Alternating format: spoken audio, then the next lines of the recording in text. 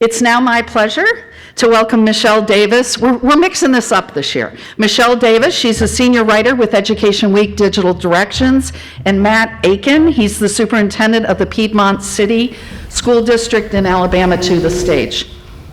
Good morning, everyone. I'm really excited to be able to kick this day off with Matt Akin, the superintendent of the Piedmont, Alabama schools. And I want to just tell you a little bit about what I learned about Piedmont from Matt Akin during this interview process. Piedmont is an old mill town with about 5,000 residents in a rural area of the state. It might be small, but the 1,200 students that attend the schools there, they have their own MacBook laptops. They have sleek, modern media centers that they use, and they can take foreign language classes and AP classes online to get ahead or to make up classes over the summer and during the year. And when they go home at night, they all have internet access at home to do their homework, to research their favorite topics, or to binge watch episodes of Parks and Rec on Netflix. And that is because Piedmont City Schools has a citywide network that allows students to log on for free from home.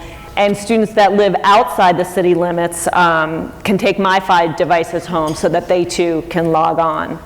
So I want to start by asking Dr. Akin, you had a one-to-one program in place before the citywide network was established. And I want to ask you why or what problems you saw that caused you to realize that this was an issue and students needed to have home access. So we were like a lot of other districts who had started one-to-one initiatives, and we did like they do, and some still do, and say, well, when you go home, download what you need before you go home. And I don't know if any of you have ever tried to download what you need before you go home. It's an impossible task, or go to the hotspot at McDonald's. And I believe in fairness and equity and equitable access, and I feel like all of our kids, no matter where they live or what their income level is, that they should have the same opportunities. And I guess the eye-opening moment for me was one night leaving work late and saw some kids sitting outside on the porch of the school to have access.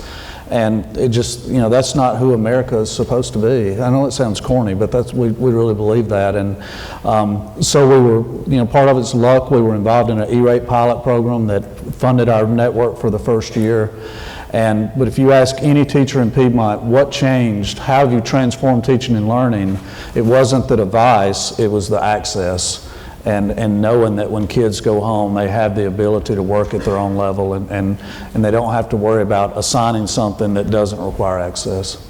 And what does it mean for these students who, again, live in a very rural area to have, these media centers that look like they've just been transplanted from Google headquarters, and to have their own laptops? When they sort of go out into the wider world, they go to college, they go to more urban areas.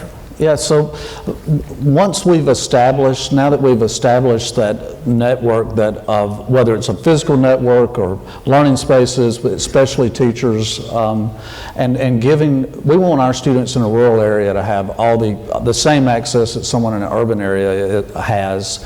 But when our kids are coming back from college now, they're saying, the kid sitting next to me had never used a learning management system, and so they're walking in ahead of the game. And online, all of our high school kids take at least one online class. So first period, their class is online, and they're living in a digital world, and I think they're much more prepared when they get to college, and hopefully maybe even a step ahead. And that's what ought to happen for all of our students, and that's our passion, is to make sure that students in a rural area have the same possibilities.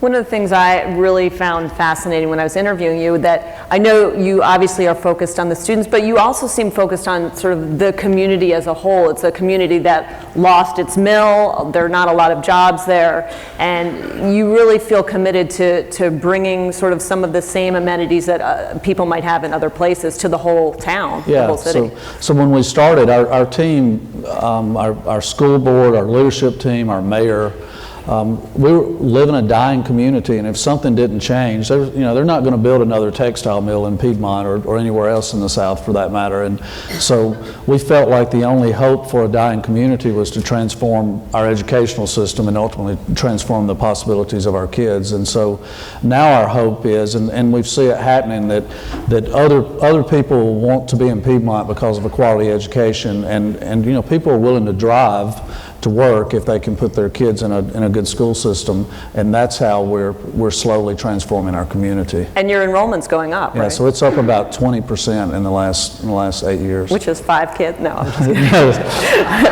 Jeez. Welcome to Washington, Matt.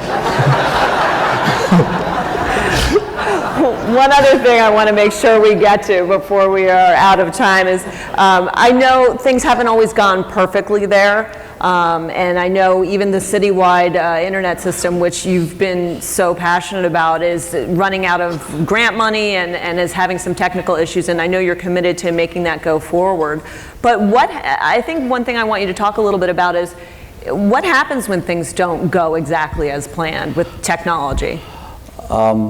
Wow, you have to always be on your toes because we're so committed to personalized learning, and the device is what's happening. You have to have that device in the background to deliver the content, and so if something doesn't go well, you have to quickly respond, and that's a challenge in a small district because for several years as superintendent, I was also the technology coordinator. So, if we have a lightning strike and power goes out and we don't have internet access, everybody's looking around, and a lot of times it's like, hey Matt, will you run over and check this router in the back of your office? So we all truly have to work together. I mean, our teachers are trained to look and see if their access point in their room works.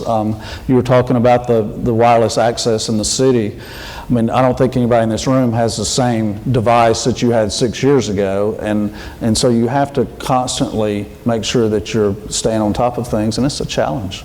And, if something doesn't go quite right, it's not a failure in your mind, right? No, it's not. I mean, it's just part of the process, and to learn from your failures. And one of the things that we pride ourselves is to be able to help others learn from our failures. Great. Well, that is all the time that we have, but I want to thank Matt Akin, and I want to have everyone give him a round of applause, and make sure you talk to this guy later on. He's fantastic. Thanks.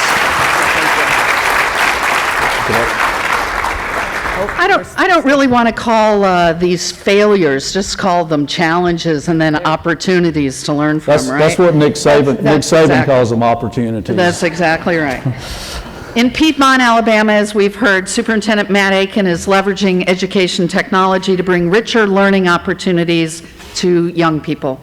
Matt says, and these are his words, the most important thing we can do as a school district for the kids living here is change their outlook. It's no longer just we need to graduate from high school and hope we get a job at the textile mill. We're giving our community hope.